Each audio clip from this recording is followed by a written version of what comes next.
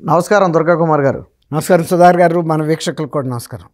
తాజాగా మీ చిరకాల సహచరుడు సజ్జల రామకృష్ణారెడ్డి అయితే ప్రస్తుతానికి దాదాపు 48 గంటల నుంచి ఆయన కొద్దిగా అదృశ్యంలోనే ఉన్నాడు.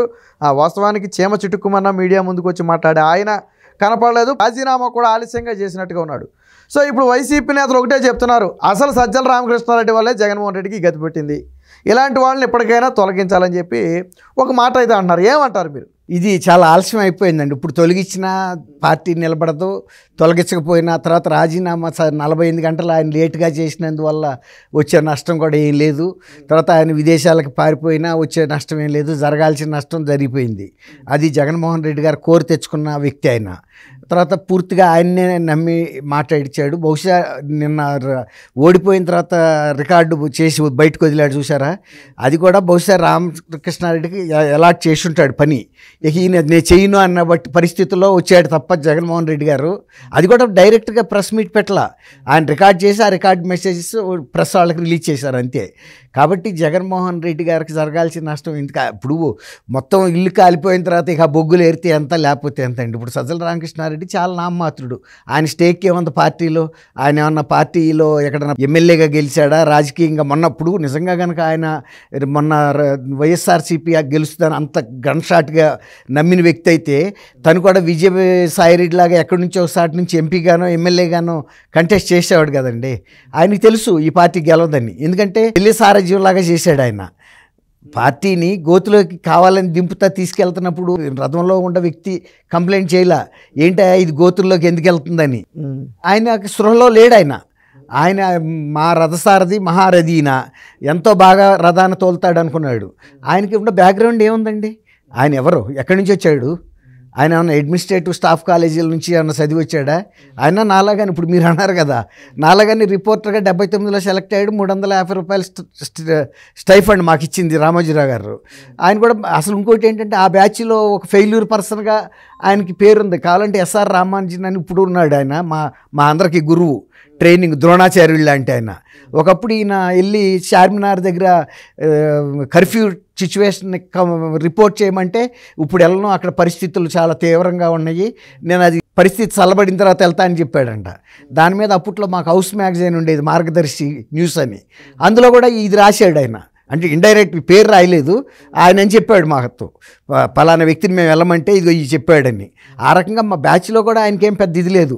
అలాంటి ఆయనే ఈయనకి ప్రధాన సలహాదారుగా ఉంటే ఇక రాష్ట్రం ఏ విధంగా ఉంటుంది అనేది ఎవడైనా మాకు తెలుసు, మాకు ఏం జరుగుతుంది అనేది. అందుకే నేను అంత గన్షాట్గా అనేక సార్లు చెప్పా ఈ పార్టీ ఘోరంగా ఓడిపోతుందని. మొన్న 1 తారీఖున ఛానల్ మెటా ఛానల్లో కూడా నేను చెప్పా, డబల్ డిజిట్స్ కూడా ఈ పార్టీకి వచ్చిన ఆశ్చర్యం లేదు, అంత అధ్వాన పరిస్థితిని. ఎందుకంటే ఆయన ఇస్తున్న సలహాలు అందరికీ తెలుసండి. ఇప్పుడు రాజా ఏమంటున్నాడు, జక్కంపూడి రామ్మోహన్ రావు గారు అబ్బాయి, రాజానగరం మాజీ ఎమ్మెల్యే జక్కంపూడి రాజా ఏం చెబుతున్నాడు, ఇట్లాంటి దిక్కుమాలిన దరిద్రపు అధికారుల్ని సజ్జల రామకృష్ణారెడ్డి లాంటి వాళ్ళని తీసుకొచ్చి పెట్టి మమ్మల్ని అవమానం చేశారు. అసలు మేము ఏదన్నా ముఖ్యమంత్రికి చెప్పుకోవటానికి వెళ్తే కూడా ఆయన అసలు మా వింత పత్రాలు కూడా చూసేవాడు కాదు. వెళ్ళి ధనంజయ రెడ్డిని కలవమనేవాడు. ధనంజయ రెడ్డి దగ్గర పొద్దున్న నుంచి సాయంత్రం రాక పడిగాపులు కాసేవాళ్ళం. ఇప్పుడు ప్రజాప్రతినిధులు అనేవాళ్ళు ఇట్లాంటి ఆఫీసుల దగ్గర పడిగాపులు కాస్తే ప్రజలతో వాళ్ళు ఎప్పుడు మమేకం అవుతారండి? వాళ్ళ ఆత్మగౌరవం దెబ్బతిందా? ఆత్మస్థైర్యం దెబ్బతింటుంది. అసలు మనమే ఎమ్మెల్యేలు అయ్యి ఆఫ్టర్ ఆల్ ఒక ఐఏఎస్ ఆఫీసర్ సీఎంఓలో బయటకు వచ్చైనా లోపలికి వచ్చి తీసుకెళ్ళాలి ఒక ప్రజాప్రతినిధిని.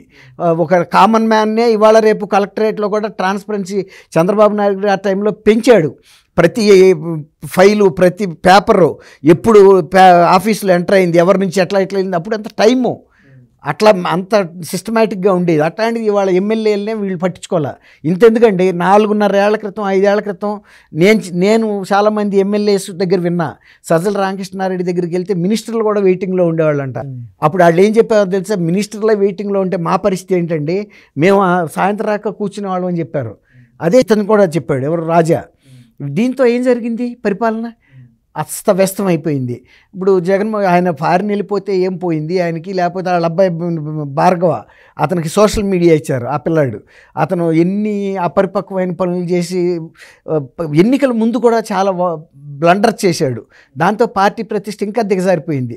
అంటే అంతకుముందు ఏదో ప్రతిష్ట ఉందని కాదు, కనీసం అది ఒక తెరసాటును జరిగేది, అది తెర ముందుకు వచ్చేసింది. అంటే చిల్లరతనం, వీళ్ళకి ఒక స్థాయి లేదు, వ్యక్తిత్వం లేదు, ఒక వ్యూహం లేదని. అట్లా ఇప్పుడు ఇవాళ నిందించి లాభమే ఉంది సుధాకర్ గారు. ఇప్పుడు సోషల్ మీడియాలో ఇంకోటి నడుస్తుంది ఏంటంటే, ఉద్యోగులు ఇంత యాంటీ అవ్వడానికి కారణం సజ్జల రామకృష్ణారెడ్డి. నిజంగా అధికారులు మాట్లాడినా లేదా బొత్స సత్యనారాయణ మాట్లాడినా కొంచెం వినసొంపుగా ఉండేది, వాళ్ళు అర్థం చేసుకునేవాళ్ళు. ఈయన వెళ్ళిపోయి వాళ్ళ బెదిరించేటట్టు మీరు వింటారా సత్తారా, మేము ఇదే ఇస్తాం, అలాగే సిపిఎస్ రద్దు తెలియకి ఇచ్చాడు, అయితే ఏంటి ఇప్పుడు మీరు డిమాండ్ చేస్తారా, మీ స్థాయి ఏంటి అని ఈయన రకరకాల మాటలు మాట్లాడంట ఆఫ్ ద రికార్డు. ఇవన్నీ మనకి కెమెరా ముందు కనపడే వాళ్ళు చెప్తున్నారు. సో అదేమైంది, వాళ్ళ ఈగో కూడా టచ్ అయింది. వాస్తవానికి కూర్చోబెట్టి అది కాదు ఇది చేద్దాం, సరే ఇప్పుడు ప్రస్తుతానికి పరిస్థితులు అనుకూలించట్లా, కొద్ది రోజులు ఆగి చేద్దాం చెప్తే కన్విన్స్ అవ్వచ్చు. సో అసలు ఇలాంటి వాళ్ళ వల్లే ఈ వ్యవస్థ అంతా నాశనమైంది. అంగన్వాడీ ఉద్యమం సమయంలోనూ ఈయన ఏలుపెట్టాడు, ఆశా వర్కర్లు ఉద్యమం సమయంలోనూ ఈయన ఏలుపెట్టాడు, ఈయన ఏలుపెట్టిన ప్రతిదీ కూడా ఆజ్యం అయిపోయింది అని ఇప్పుడు ఒక వాదన నడుస్తుంది. నిజమేనంటారా? నేను ఫస్ట్ మాటే మీతో చెప్పా కదండి, ఈయన ఎవరు, ఎక్కడి నుంచి వచ్చాడు, ఏ స్టాఫ్ అడ్మినిస్ట్రేటివ్ కాలేజ్ నుంచి వచ్చాడా అని. ఇతనికి ప్రజా జీవితం గురించి తెలీదు, పరిపాలన గురించి కూడా తెలీదు. ఇప్పుడు అతని బ్యాక్గ్రౌండ్ కూడా వాళ్ళ నాన్నగారు పోస్ట్ మాస్టర్ ఏదో అట్లాంటి ఒక ఎంప్లాయీ బ్యాక్గ్రౌండ్ నుంచి వచ్చాడు. అదే కనుక ఒక రైతు బ్యాక్గ్రౌండ్ నుంచి వస్తే కష్ట నష్టాలు అర్థమవుతాయి. అతనికి ఆ ఓర్పు నేర్పు ఎందుకు ఉంటుందండి? ఇప్పుడు ఆయన అసలు ఇంకోటి అండి, జగన్మోహన్ రెడ్డి గారు ఒక రాష్ట్ర ప్రభుత్వానికి ముఖ్యమంత్రి అయ్యి ఒక ప్రధాన సలహాదారిని పెట్టుకునేటప్పుడు ఆయనకన్నా ఈయన ఏమి గొప్పదనం ఉందని ఈయనలో పెట్టుకున్నాడు. ఆయనకి ప్రజా జీవితం గురించి తెలీదు. ఆయన ఇక్కడ హైదరాబాద్లో పెరిగాడు. హైదరాబాద్లో పెరగటం తప్పు కాదు, కానీ ఆయనకి ఏంటంటే అసలు ఓర్పు కూడా లేదు కలవటానికి. ఎమ్మెల్యేలని మినిస్టర్నే కలవనాడు, ప్రజలను కలవడు. కనీసం ప్రధాన సలహాదారునైనా ఓర్పు గలాడిని, నేర్పు గలాడిని, ప్రజలతో సహనంతో వ్యవహరించగలిగినాడిని, తర్వాత లోక జ్ఞానం ఉండవాడిని పెట్టుకోవాలి ఆయన. ఇప్పుడు మీరు అన్నట్టు ప్రతి ఆడిని బెదిరిస్తే నువ్వు ఎంతమందిని బెదిరిస్తావు, ఎంతమందిని చంపుతావు, నీ పర్సనాలిటీ ఎంత, నీకుండా అనారోగ్యాలు ఏంటి? నువ్వేమన్నా పెద్ద భీముడిగా గదపట్టుకుని జనాలని కొట్టేసేయటానికి, చెట్లు పీకేయటానికి?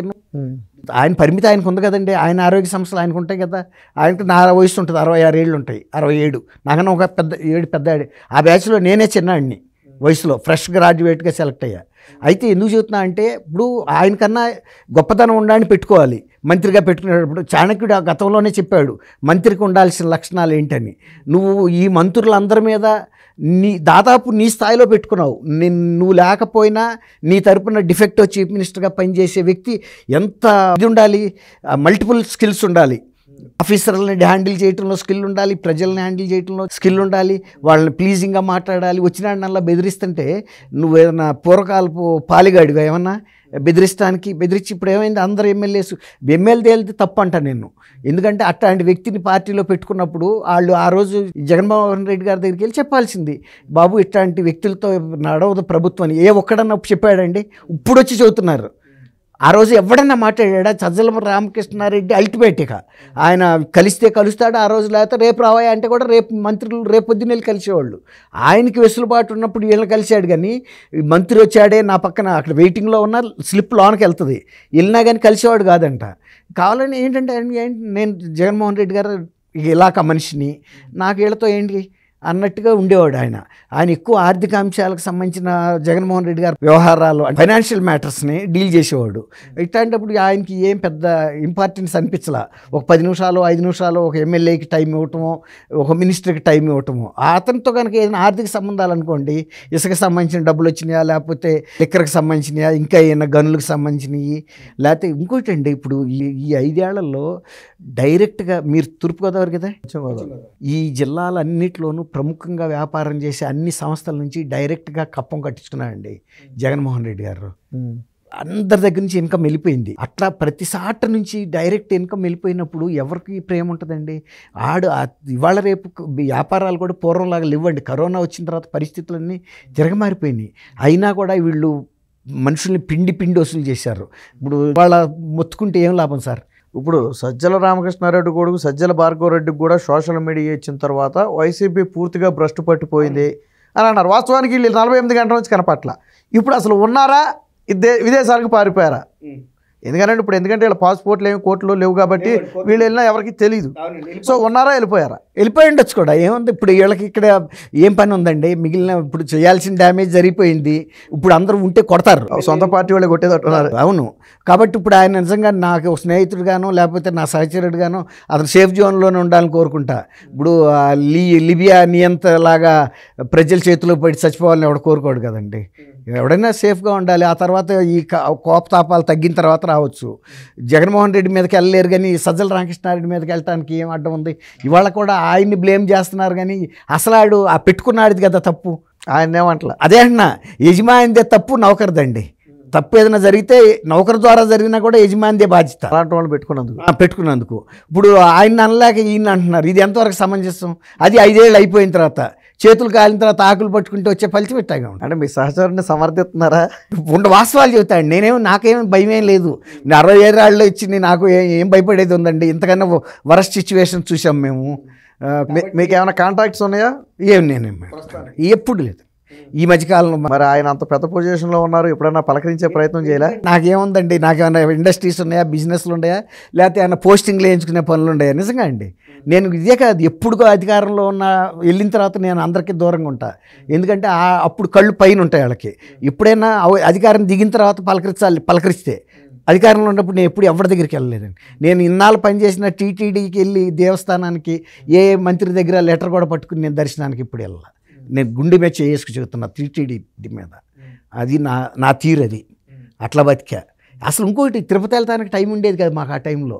ఎందుకంటే మా బాధ్యతలు, ఉద్యోగ బరువులు అట్లా ఉండేవి, పరుగులే. వచ్చే ఆదాయం తక్కువైనా పనికి తక్కువ ఉండేది కాదు. కాబట్టి నేను ఈయన దగ్గరికి వెళ్ళి అడిగా అంత. ఇంతకన్నా చీఫ్ మినిస్టర్లతోనే నాకు పరిచయాలు ఉండేవి, కానీ నేను ఇప్పుడు వాళ్ళనే అడగలేదు. ఈయనేం అడుగుతాను? ఈయన ఇంకొకటి చేతి కింద చేతి కింద నీళ్ళు తాగే వ్యక్తే కదా అతను.